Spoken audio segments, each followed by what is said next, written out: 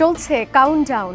আগামী সপ্তাহে কাতারে শুরু হতে যাচ্ছে the greatest show on earth football বিশ্বকাপ। গ্রেটেস্ট শো অন আর্থ ঘিরে স্টেডিয়াম সহ বিভিন্ন অবকাঠামো নির্মাণে প্রায় 1 দশক ধরে দেশটিতে চলে মহা কর্মযজ্ঞ। আর এতে কাতারের যা ব্যয় হয়েছে তা শুনে হয়তো আপনার চোখ কপালে উঠতে পারে।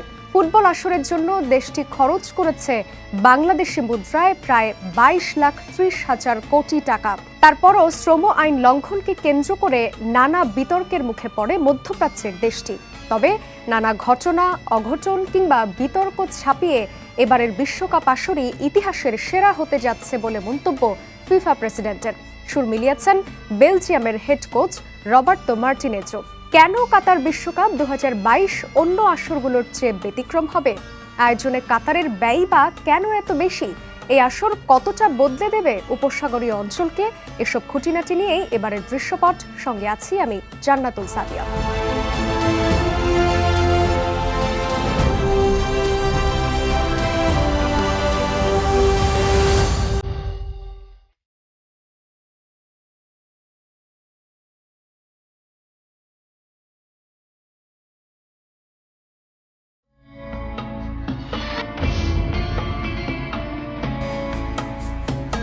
মধ্যপ্রাচ্যের কোনো দেশে এবারই প্রথম আয়োজন হয়েছে ফুটবল বিশ্বকাপ।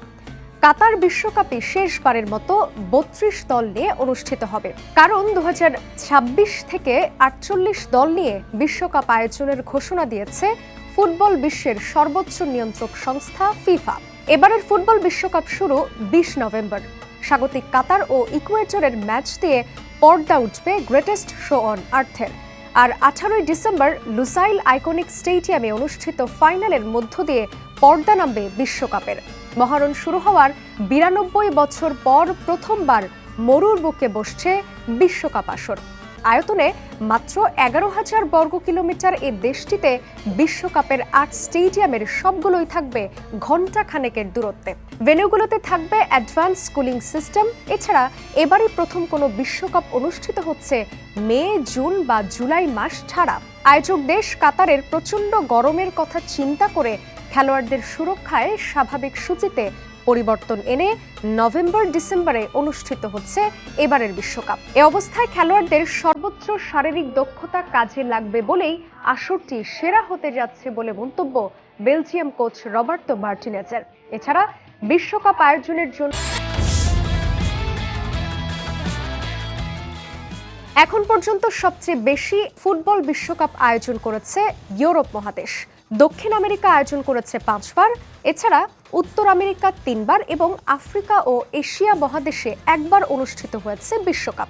বিশ্বকাপ উপলক্ষে স্টেডিয়াম সংস্কার, বিভিন্ন অবকাঠামো নির্মাণ করতে কাতারের খরচ $200 বিলিয়ন। এখন পর্যন্ত ফুটবল বিশ্বকাপে আগের আসরগুলোতে এর ধারে কাছে অর্থ খরচ হয়নি। সবশেষ 2018 বিশ্বকাপে রাশিয়ার খরচ হয়েছিল $10 থেকে $15 বিলিয়ন মধ্যে। বিশ্বকাপ দেখতে আসা ফুটবল প্রেমীদের অন্যতম সমস্যা হতে পারে আবাসন। এই সমস্যা মাথায় রেখে ফুটবল প্রেমীদের জন্য মালবাহী কন্টেইনারের ছোট ছোট কক্ষ বানিয়ে থাকার ব্যবস্থা করেছে কাতার সরকার। এই কন্টেইনারে থাকতে পারবেন বিশ্বকাপ দেখতে আসা ফুটবল প্রেমীরা। আর এই কন্টেইনারে একদিন থাকতে গুনতে হবে $200, যা বাংলাদেশি মুদ্রায় প্রায় 21,000 টাকা। বিশ্বকাপের জন্য নতুন করে স্টেডিয়াম সহ এমন কন্টেইনার, হোটেল, রাস্তাঘাট সহ বিভিন্ন অবকাঠামো প্রস্তুত করেছে কাতার সরকার।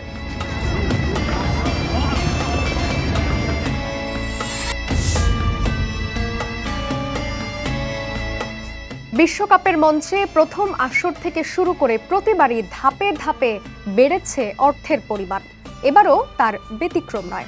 বিশ্বকাপে অংশ নেওয়া 32 দলের জন্য প্রাইজ মানি না থাকলেও শেষ 16 নিশ্চিত করা দলগুলো বাংলাদেশি মুদ্রায় প্রায় 3,000 কোটি টাকার সমান অঙ্কের টাকা পাবে প্রাইজ মানি হিসেবে। বিশ্বকাপে গ্রুপ পর্ব শেষ করে নকআউট পর্বের প্রথম ধাপ শেষ হলো। এ ধাপে জয়ী হয়ে পরের ধাপে যাবে 8 দল। আর হার নিয়ে বাকি 8 দলের প্রত্যেকে পাবে 11.7 মিলিয়ন ইউরো, বাংলাদেশি মুদ্রায় যা 124 কোটি 46,40,000 টাকা করে। এরপর কোয়ার্টার ফাইনাল পর্ব থেকে বিদায় নেয়া 4 দলের প্রত্যেকে পাবে 15.40 মিলিয়ন ইউরো, যা বাংলাদেশি মুদ্রায় প্রায় 163 কোটি 82,52,000 টাকা। এরপর কোয়ার্টার ফাইনাল পর্ব থেকে বিদায় নেয়া 4 দলের প্রত্যেকে পাবে 15.40 মিলিয়ন ইউরো, যা বাংলাদেশি মুদ্রায় প্রায় 163,82,52,000 টাকা। এছাড়া তৃতীয় ও চতুর্থ হওয়া দল যথাক্রমে দেশে ফিরবে প্রায় 260 কোটি ও 240 কোটি টাকা নিয়ে। আর মূল আকর্ষণ, শিরোপাজয়ী দল বিশ্বকাপ ঘরে তোলার পাশাপাশি 38 মিলিয়ন ইউরো বা বাংলাদেশি টাকায় 404 কোটি 24 লাখেরও বেশি পাবে। আর রানার্স আপ দল পাবে 27.27 মিলিয়ন ইউরো, যা বাংলাদেশি মুদ্রায় 290 কোটি টাকার সমান।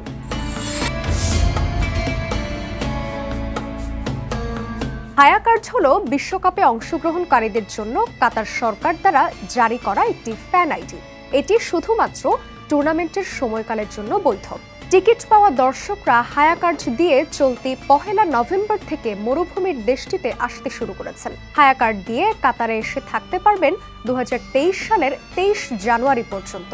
কাতারের রেসিডেন্সধারী অভিবাসীদের হায়া কার্ড ব্যবহার করে দর্শক নিয়ে আসার সুযোগ না থাকলেও আন্তর্জাতিক দর্শকরা নিজেদের হায়া কার্ড ব্যবহার করে নিয়ে আসতে পারবেন 3 জনকে। তবে বহিরাগতদের কাতারে আসার আগে বাধ্যতামূলক দেখাতে হয় হোটেল বুকিং বা বাসস্থানের চুক্তিপত্র।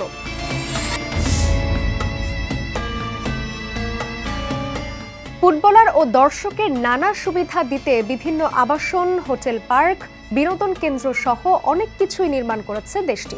শহরের উন্নয়নের জাতীয় পরিকাঠামো, ব্যবসা বাণিজ্যের প্রসার, শিক্ষা ও স্বাস্থ্যের উন্নয়নের দিকেও নজর রাখা হয়েছে। মধ্যপ্রাচ্যের প্রথম বিশ্ব আসরকে যে কোনো মূল্যে সফল করতে বদ্ধপরিকর আয়োজকরা। কাতারের পরিবহন এবং আবাসন নিয়ে যে ব্যবস্থা নিয়েছে স্থানীয়রা, তা প্রশংসার যোগ্য বলেই মনে করেন অনেকে। বিমান ভ্রমণ, পর্যটন এবং শিল্প খাতে কাতার যে বিনিয়োগ করেছে তার সুফল পাবে সমগ্র উপসাগরীয় অঞ্চলে। ধীরে ধীরে দর্শকদের ভিড়েও ব্যাপক আয়ের সম্ভাবনার দিকে মুখিয়ে কাতার সহ পাশের সৌদি, ওমান সহ সংযুক্ত আরব আমিরাত। সৌদি আরবের ট্যুর অপারেটররা বিভিন্ন চমকপ্রদ বিজ্ঞাপনের মাধ্যমে ভ্রমণ সেবাকে আরও সম্প্রসারণ করতে কাজ করে যাচ্ছে।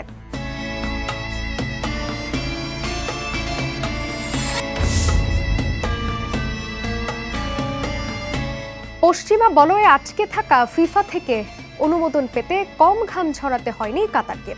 বিশ্বকাপের দায়িত্ব পেয়েই সবাইকে চমকে দেওয়ার কথা বলেছিল দেশটি। সমালোচকদের বুড়ো আঙুল দেখিয়ে সেই গ্রেটেস্ট শো অন আর্থ মঞ্চায়নে প্রস্তুত কাতার। আরব ও ইসলামী স্থাপত্য শৈলীকে ধারণ করে প্রস্তুত রয়েছে দৃষ্টিনন্দন অবকাঠামো ঘিরে বিশ্বকাপের আয়োজন। তবে এ নিয়ে বিতর্ক কম ছিল না।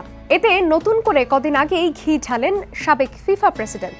2010 থেকে 2022 বিশ্বকাপের আয়োজন হতে লড়েছিল 5টি দেশ: যুক্তরাষ্ট্র, কাতার, অস্ট্রেলিয়া, জাপান ও দক্ষিণ কোরিয়া। সে সময় 2022 বিশ্বকাপ আয়োজনের দৌড়ে এগিয়ে ছিল যুক্তরাষ্ট্র। এমনকি সে সময়ের ফিফা প্রেসিডেন্ট ব্ল্যাটারের ভোটও যুক্তরাষ্ট্রের পক্ষেই গিয়েছিল। তবে চূড়ান্ত ভোটাভুটির শেষ রাউন্ডে কাতারের কাছে 14-8 ভোটে পরাজিত হয় যুক্তরাষ্ট্র। যেহেতু ফিফা প্রধানের হাতে থাকে 4টি ভোট, সে সময় কাতারের প্রিন্স ও বর্তমান আমির শেখ তামিম ফিফা প্রেসিডেন্টকে লবিং করিয়েই নাকি আয়োজনের দায়িত্ব পায় বলে এক বিস্ফোরক মন্তব্য করেন সাবেক ফিফা প্রেসিডেন্ট ব্ল্যাটার। এমনকি কাতারকে বিশ্বকাপ আয়োজন করতে দেওয়া ভুল ছিল বলেও মন্তব্য করেন তিনি।